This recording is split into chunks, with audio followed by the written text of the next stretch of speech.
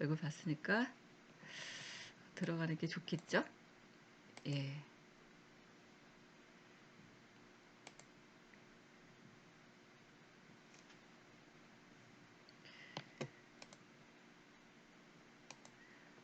어, 다시 한번 인사드릴게요. 제 소리가 잘 안 들리는 것 같아가지고 다시 말씀드리겠습니다. 예, 13주 1차시 수업 시작하겠습니다. 이번 주는 이 색채계, 색채계 이론가들이 있어요. 그래서 색채 이론가들의 그런 색들이 어떻게 되었고, 그것들을 이제 미술 적용하는 분들은 또 어떻게 했는지에 대해서 알아보고요.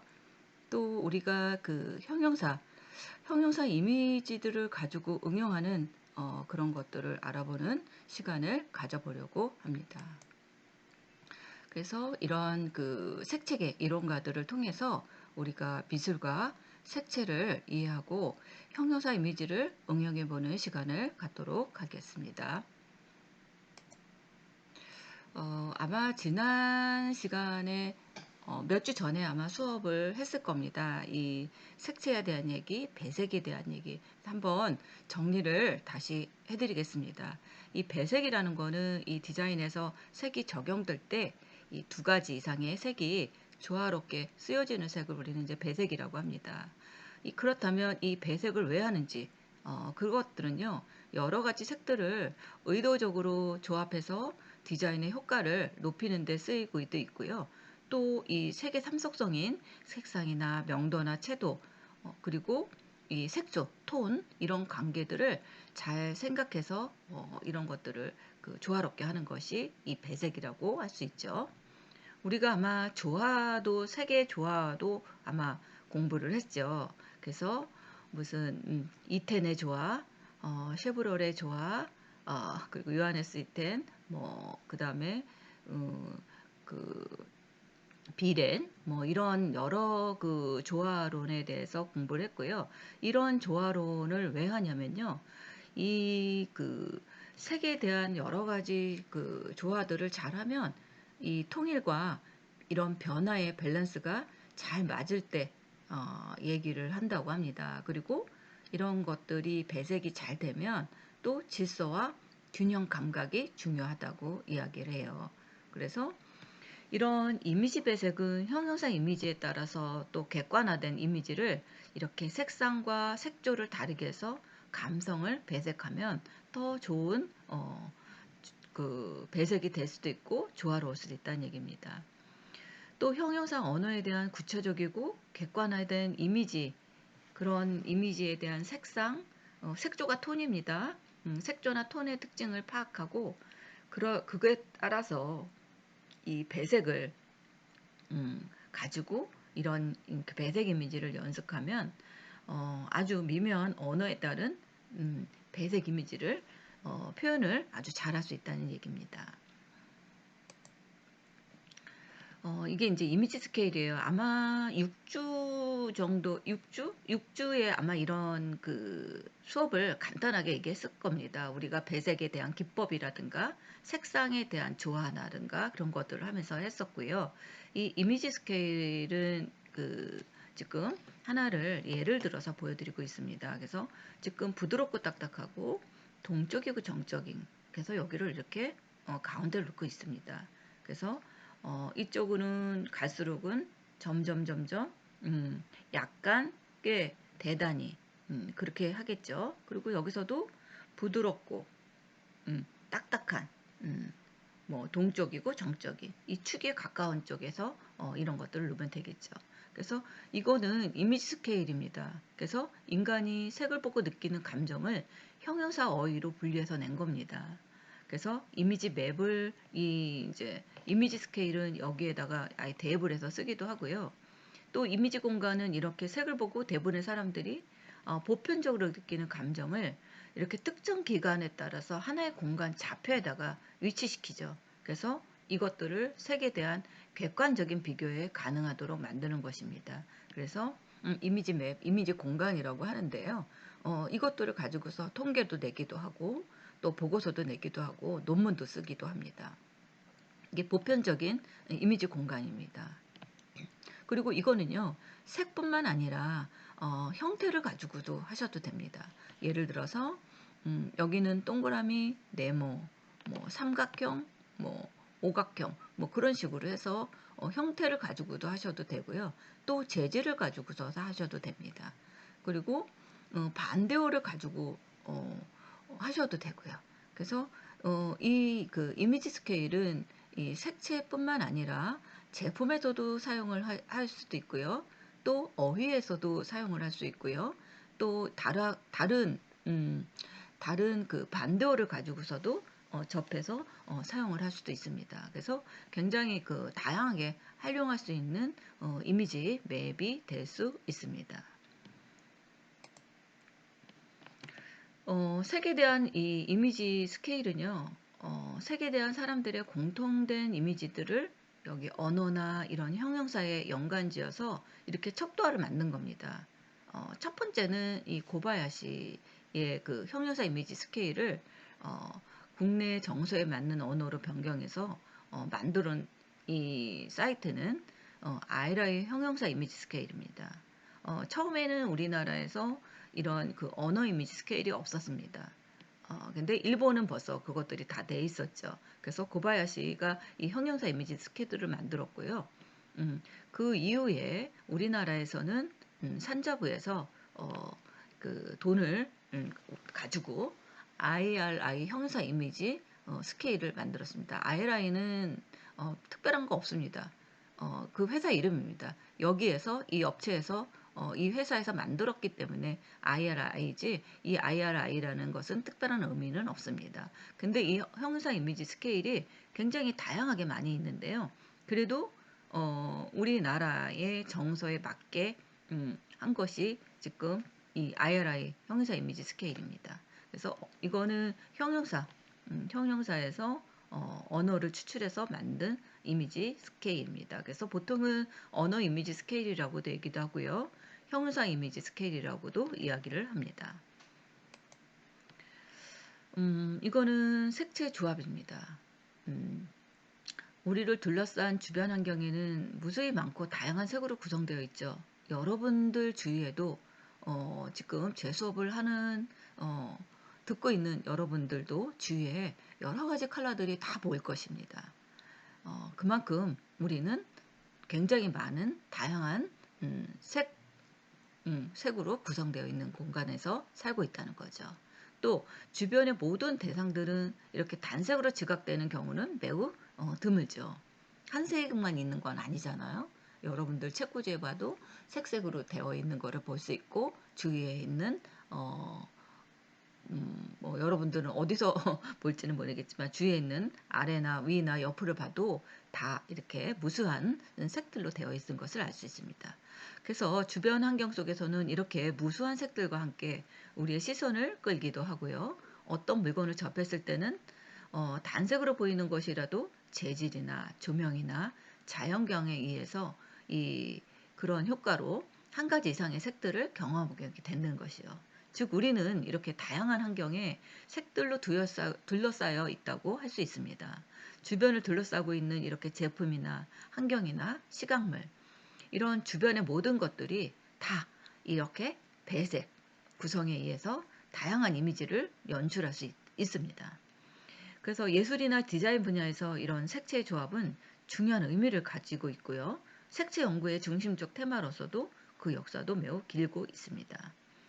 그래서 예술작품이나 디자인의 가치는 색채와 더불어서 형태나 소재, 그리고 종합적으로 판단되지만 첫인상을 좌우하는 큰 역할에 첫 번째는 이 색상의 조합, 이 배색, 이것이 첫 번째 것입니다. 우리가 시각적으로 봤을 때 오감에서도 우리가 제일 먼저 들어오는 거는 이 시각입니다. 시각적인 거죠. 우리가 이 시각이 거의 87%를 차지하고 있습니다. 또 이 이미지 스케일은요, 사람이 어떤 색채의 조합에 대해서 공통적으로 느껴지는 그런 색의 이미지를 찾아내기 위해서 심리적인 연구를 바탕으로 색채의 조합인 이미지를 이미지 스케일 각 축에 배치해가지고 이렇게 색채 조합을 보고 느끼는 심리적인 감성을 분석합니다. 이 색채 조합에 관한 최초의 기술을 남긴 이 레오나르도 다빈치는 이론적인 고찰보다는 이런 회화 작품에 있어서 세련된 이런 미적 센스를 필요로 하는 개인의 경험이나 시행착오를 거듭해서 이런 배색의 조화를 추구해 왔습니다. 200년 전에요. 독일 시인 이 괴테, 여러분들 괴테를 모르는 사람은 없을 겁니다. 시인의 괴테. 이 사람도 거의 뭐 천재죠. 이 괴테도 특정 색이 이 사람의 기분에 영향을 준다고 이런 것들을 알아냈습니다. 200년 전에 벌써. 그리고 괴테는 색상안을 이렇게 만들었어요. 또 이렇게 괴테가 이렇게 색상안을 만들어서 색상안을 통해서 배색을 구성하는 이런 색상안의 위치 관계가 이런 것들을 설명을 합니다. 빨강 옆에는 노랑이 있고 노랑 옆에는 연두가 있고 이런 것들을 연구를 굉장히 많이 했습니다. 이게 괴테가 1810년에 이렇게 벌써부터 이 색상안도 만들고 색의 조합에 대한 것들, 그 다음에 배색에 대한 연구, 그래서 그림을 그릴 때는 어떻게 해야 되고 이런 것들에 대한 것들이 컬러에 대한 것들을 연구를 이 당시에 벌써 했습니다. 대단한 거죠. 그래서 색상안을 통해서 이런 배색을 구성하는 색상안의 위치, 관계, 설명 뭐 이런 것들이 만들고 거기에서 이 배색이 체계적으로 논해지게 되었다고 합니다. 또 19세기 중반 우리 그 슈브럴 이 사람은 우리가 육주에도 아마 기법에 색 조화의 기법에 대해서도 얘기를 했을 겁니다. 그래서 이 사람은요 직조 계통, 직물 계통의 연구를 하는 학자입니다. 그래서 이 현대의 배색 조화의 출발점이라고 일컬어지는 이 연구를 시작했죠. 배색 조화. 이 사람은요 또 이렇게 쉐브럴은 이렇게 색상안의 단계를 이렇게 촘촘하게 만들었고요. 그 다음에 이것들을 이렇게 입체적인 각도에서 그 삼석성인 색상, 명도, 채도 이런 것들을 연관을 시켜서 이렇게 연구를 했습니다. 이 사람도 이렇게 이런 식으로 연구를 다 했죠. 그리고 이런 그 명도의 단계들 이런 것들도 다 이 색상의 단계, 명도, 채도 이렇게 연구를 해서 여기서 우리가 기법에 대한 얘기, 뭐 이런 연구들을 색채 배색에 대한 조화 이런 것들을 연구를 한 출발점. 그래서 배색 조화의 출발점은 뭐 이 슈브럴이라고 이야기도 하고 있습니다. 그 이후에 20세기에 접어들어서는 이 오스트발트, 그 다음에 먼세 이런 사람들이 이런 배색의 법칙들을 자신들의 그런 연구를 통해서 고안하고 개발해내서 색 공간인 이런 색의 삼석성인요, 색상, 명도, 채도 이것들을 체계적으로 정리해서 독자적인 이런 표색계를 이렇게 만들었습니다. 이거는 오스발트의 색상안입니다. 그래서 오스발트도 원래는 미술가가 아니에요. 해화가도 아니고 화학자입니다. 화학자가 이런 빛을 통해서 색이 만들어지는 것을 우연하게 발견돼서 평생 이런 색에 대한 연구를 하게 됐습니다. 그래서 지금 이렇게 색상안을 이렇게 만들었습니다. 예. 오타가 생겼습니다. 색상환입니다. 죄송한데요. 간혹 가다가 이게 제가 이게 PDF에서 이 PPT를 전환을 왔다 갔다 하다 보니까 이게 오타가 좀 생겼습니다. 양해 부탁드리겠습니다. 제가 오타를 낸 거는 아닙니다. 예. 이거는 이제 먼셀입니다. 이 오스트발트하고 이 먼셀은 20세기 이제 그 와서 1910년 그때 20년 그 시기에 색채를 아주 체계적으로 만들었습니다. 먼셀은 미국 사람이고요. 오스트발트는 독일 사람입니다.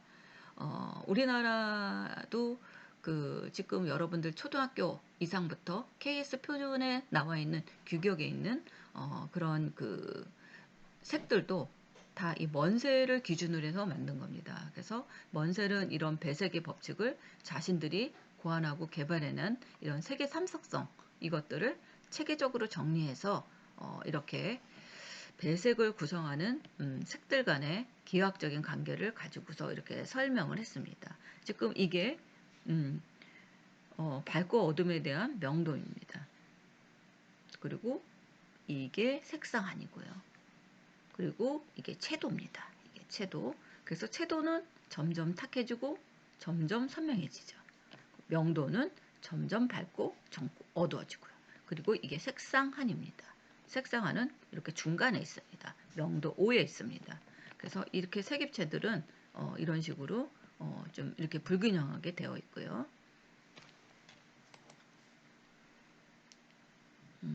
그래서 지금 이 먼셀에 의해서 이게 창안을 이렇게 색입체를 만들었고요.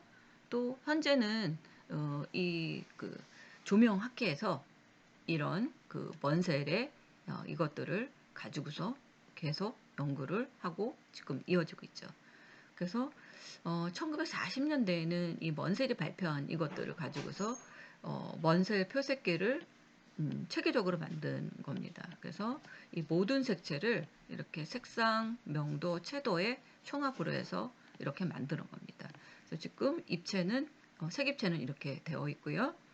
지금 아까 좀 전에 보여준 것처럼 색상화는 이렇게 되어 있고요. 그래서 보통 우리가 색상을 휴라는 얘기를 많이 씁니다. 그래서 휴값을 어떻게 주세요? 여러분들 아마 컴퓨터 그래픽이나 아니면 그 컴퓨터에서 색상값에 대한 얘기를 할 때는 휴라는 얘기를 많이 쓸 겁니다. 그래서 보통은 H, 야코로는 H라는 얘기를 많이 쓰고요. 보통은 우리는 휴라는 얘기를 많이 쓰죠. 그리고 이 밝고 어둠에 대한 명도는 value라는 얘기를 씁니다. 그래서 V, 야코로는 V라는 얘기를 많이 쓰고요. 이 채도요. 아까 보여준 것처럼 채도에서 이쪽으로 갈 때는 이 명도축이죠. 명도축에서 이쪽으로 가면 어떻게 된다고 그랬어요? 색이 탁해진다고 그랬죠? 그래서 이쪽은 색이 탁해지고 점점 밖으로 나갈 때는 어땠다고 그랬어요? 색이 선명하다고 그랬죠?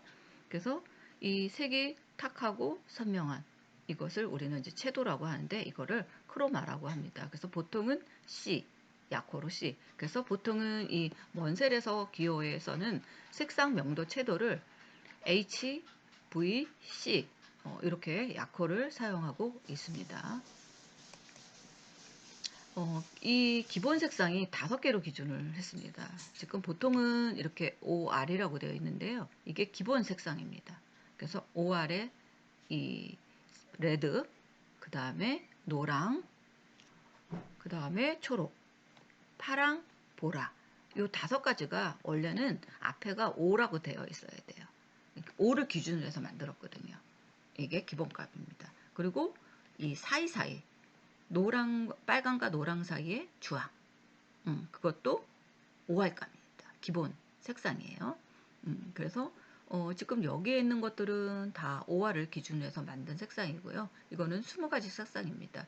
그래서 먼셀은 이 5가지 색상을 기본으로 해서 그 사이사이 10가지를 만들고 또 이 10가지 사이에서 또 사이사이 만들고 그래서 100색상까지 구분해서 만들 수 있는 게 이 먼셀의 색상안이라고 합니다. 그래서 이게 지금 이렇게 되어 있는 겁니다. 이게 100색상안이에요.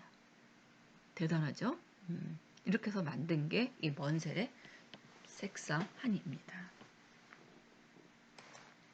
이 명도요.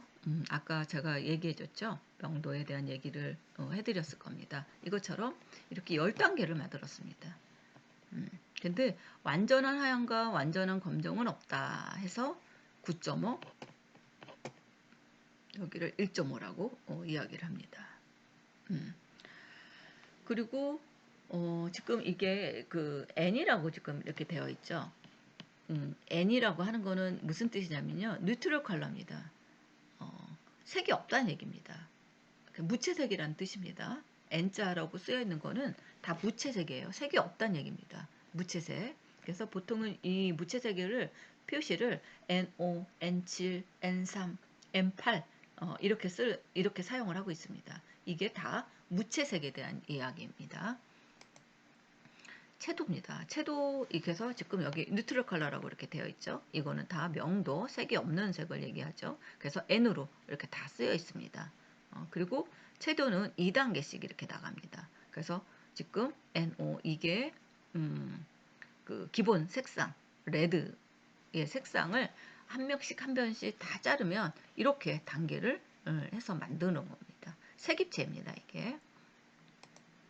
그래서 자른 겁니다. 색상화를. 그랬더니 이렇게 색상마다 다 값들이 다르다는 거. 일정하지는 않습니다.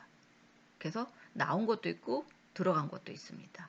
이게 먼셀의 컬러 트리라는 얘기를 또 많이 씁니다. 먼셀은 이 색입체를 어떻게 만들었냐면요.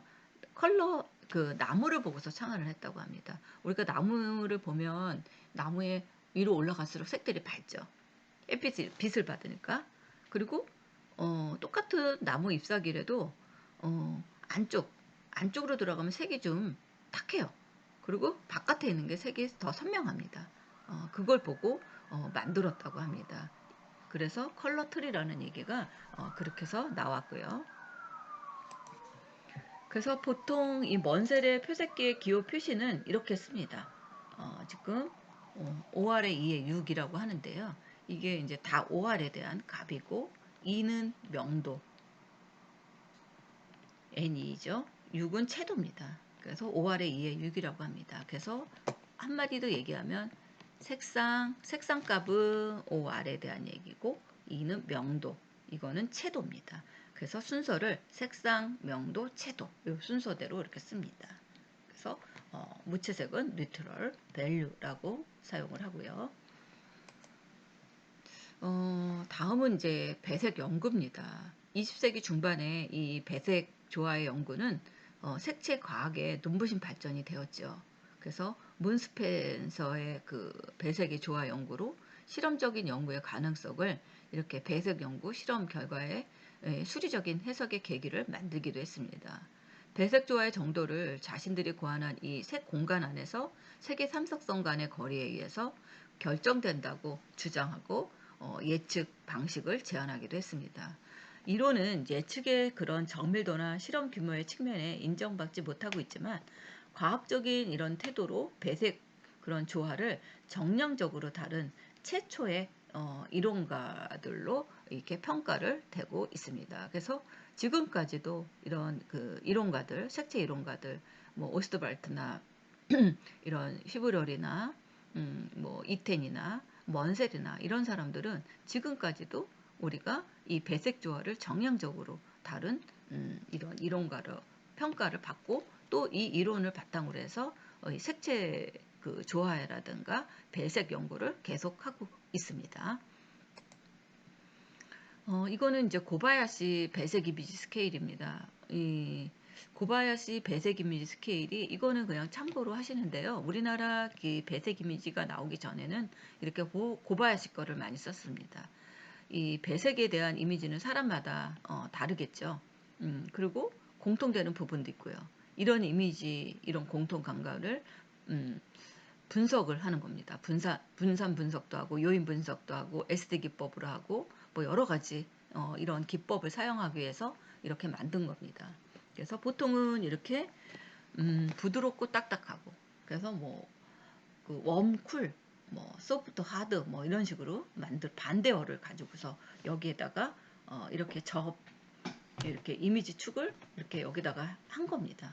그래서 지금 해당되는 것들을 여기다 이렇게 다 붙여요. 이렇게. 그래서 이런 공간들, 3차원의 이 이미지 공간을 만들기도 했습니다.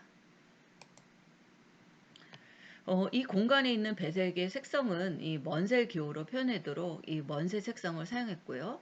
또 이 색조는 유채색, 12가지 톤, 뭐 비비드 톤, 뭐 그 밝은 톤, 엷은 톤 이렇게 톤별로 12개를 나눠서 했고요. 또 무채색 10가지를 사용해서 했다고 합니다. 이 이미지 스케일은 아까 제가 이야기한 것처럼 이런 형태나 패턴이나 의류나 식품 이런 것들도 다 적용을 할 수 있습니다. 꼭 이게 색만 하는 게 아니라고 얘기했죠. 그런 것처럼 이 축은 이런 것들을 다 응용을 할 수 있고요. 또 어떤 면에서는 이렇게 학문적이 아니어도 실용적인 측면에서 이용 가득하도록 개발이 된 것입니다. 그 이후에 이 IRI 이미지 스케일에서 이 고바야시 이미지 스케일은 그 우리나라에서 잘 알려져 있고 제품 환경 등 여러 분야에서 이런 특히 색제 디자인을 위한 도구로 활용되고 있었어요. 그래서 한국인의 고유한 이런 색채 감성 척도를 개발하는 것을 목적으로 개발한 시스템인데 한국인의 그런 감성 구조를 면밀하고 체계적인 조사와 과학적인 방법으로 밝혀내려고 이런 축을 만든 겁니다. 그래서 감성 공간을 이루는 기본촉은 부드럽고 딱딱하고 동적이고 정적인 이런 배색을 위한 도구로서 단색, 형용사, 뭐 여러 가지 뭐 패션, 뭐 제품, 소재, 형태 뭐 다양하게 이것들을 여기에 대입해서 사용을 하고 있습니다. 이게 이제 아이라이 이미지 공간입니다. 그래서 이거는 인터넷 들어가면 다 다운로드 받을 수 있습니다. 그래서 아이라 이미지가 이렇게 고바야시 이것들을 기준으로 해서 우리나라 정서에 맞게 다시 만들었는데요. 사실 이것도 이제 시간이 너무 이제 흘러서 다시 또 만들어야 된다 하는 의견들이 있습니다. 그래서 참고만 하세요. 그래서 지금 이렇게 귀여운 이미지, 맑은 이미지, 온화한 이미지, 내추럴한 이미지, 은은한 이미지, 우아한 이미지. 근데 귀여운 이미지에도 이렇게 여기에 뭐 사랑스러운, 뭐 즐거운, 뭐 재치 있는 이런 것들이 또 있어요. 이 안에서도 이런 식으로 만든 이미지 스케일입니다. 그래서 이런 배색 연구 중에서 감정 언어를 체계적으로 정리해서 언어 이미지를 반영할 수 있는 배색을 선정하는 시스템, 이것이 SD 기법입니다. 우리 아마 얘기를 했을 겁니다. SD 기법도 이 마케팅에서도 설명을 해드렸고요. 그래서 이 평정 척도를 가지고 이용하는 평가 실험입니다. 이 다수의 배석 언어 중에서는 대표적인 언어를 요인별로 추출했기 때문에 이 감정 언어들이 합식적인 의미를 가진 언어입니다. 미국의 59세 그 연구 감정 언어의 구조에 크게 평가성, 활동성, 잠재성 이런 세 가지 요인을 설명해주고 있습니다. 그래서 제가 아까 얘기한 것처럼 색채뿐만 아니라 다양한 대상에 대한 이런 감정적인 의미를 측정하고자 하는 도구이기 때문에 여러분들도 이런 다른 것들을 측정하거나 평가를 할 때 이 도구를 사용해서 하시면 됩니다. 그래서 이것들의 방법은 보통은 실험 심리학이나 사회 심리학에서도 널리 이용되고 있습니다. 이 배색에 대한 이미지는 사람마다 조금씩 다르지만 공통되는 부분도 많이 있죠. 그래서 뭐 이런 분석에 대한 얘기, 아까 얘기한 것처럼 뭐 분산 분석, 요인 분석, 클리스터 분석, SD 기법, 뭐 여러 가지 이것들이 있고요. 이미지 스케일은 이미지 판단 기준에 따라서 웜쿨, 소프트 하드, 뭐 이런 배색 이미지에 표현한 배색들이 배치되고 있습니다. 그래서 이 세 가지 축을 가지고서 여기를 대입을 하면 3차원의 공간 이미지가 또 나옵니다. 이 공간상에 있는 배색의 색상을 이렇게 먼셀 기호로 표현하도록 이 먼셀 색상을 가지고 사용을 했고요. 이런 톤과 색상을 가지고서 표현을 한 것입니다. 그래서 이 이미지 스케일은 배색 언어 이외에도 다양한 아까 얘기한 것처럼 형태, 패턴, 의류, 식품 이것들을 적용하고 사용을 하시면 될 것 같고요. 또 배색 이미지 스케일은 이렇게 감정을 배색으로 표현하고 있어서 이 배색 이미지로 표현하는 언어로 제시할 수 있어서 또 상호 관계에 이해하기 쉬울 뿐만 아니라 실용적으로 명확한 기준을 제시하기 때문에 이런 연구나 보고서나 논문에 활용을 많이 하고 있습니다. 이게 이제 색상안이죠. 우리는 KS 표준 KSA0011 무채색의 색일입니다.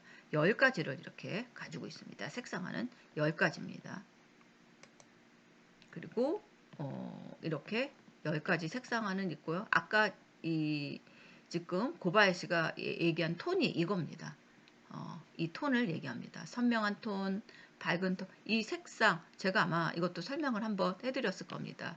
선명한 톤, 밝은 톤, 연한 톤, 흰 톤 각각의 색상마다 다 다르죠. 어떻게 다를까요? 이렇게 다릅니다. 이게 선명한 톤, 밝은 톤, 연한 톤, 흰 톤 지금 이것들을 가지고서 이렇게 대입을 한 겁니다. 이것들은 기본 색상이고 이게 이렇게 톤으로 바뀌었을 때는 이겁니다. 기본 톤 1번부터 10번 이게 기본 톤이고요. 비비드 톤 이게 여기 이렇게 있습니다. 그래서 이거는 톤에 대한 설명이고 이건 색상에 대한 색상과 톤을 펼쳤을 때 이야기입니다. 이것들을 뭘로 만들었냐? KSA001의 물체색의 색 이름을 가지고서 이렇게 만든 겁니다. 이거는 톤, 색조 톤 같은 얘기입니다. 보통은 우리가 휴 앤 톤이 색상과 톤으로 되어 있는데 이 톤은 명도채도가 복합된 것을 이야기합니다. 톤을 알면 좋은 게요. 색채를 기억하기 좋고요. 색상의 범위를 지적하기 좋고 이미지를 반영하기 좋고 조화를 생각하기 쉽습니다. 그래서 이미지의 스케일은 이렇게 다양한 감정 효과나 연상과 상징, 공감과 이런 것들을 체계적으로 분석하고 조사해서 이것들을 객관화시켜서 구성한 이미지 공간을 얘기하고요. 또 이것들은 이 색채 계획이나 디자인을 진행할 때 굉장히 객관성과 정확성을 높일 수 있습니다. 그리고 개인이나 국가, 문화, 양식, 환경에 따라서 다르게 나타날 수도 있고요. 또 이것들은 이미지 공간을 제작해서 활용하는 데도 도움이 될 수 있습니다. 또 이렇게 단색 이미지 스케일은 모든 색상을 그 이미지 차이에 따라 심리적인 이 판단 이것들을 축으로 해서 공간에 위치시켜서 금세 파악할 수 있고요. 또 빨강과 파랑, 노랑과 초록 같이 각각의 색에서 느껴지는 이미지를 이 공간상의 그 위치를 가지고서 한눈으로 비교해서 볼 수 있습니다. 이게 단색 이미지 스케일입니다. 그리고 이게 아까 보여준 배색 이미지 스케일이고요. 이게 이제 하나 응용입니다. 이거는 남자 아이돌 가수의 헤어 컬러를 나타낸 배색 이미지입니다. 그래서 조사를 했더니 이렇게 그 아이돌 가수의 헤어 컬러는 이렇게 몰려 있는 것을 알 수 있었고요. 남자 배우의 헤어 컬러는 또 이런 식으로 나타났다. 이제 이렇게 응용을 할 수 있다는 얘기입니다. 하나 사례를 가지고 왔습니다.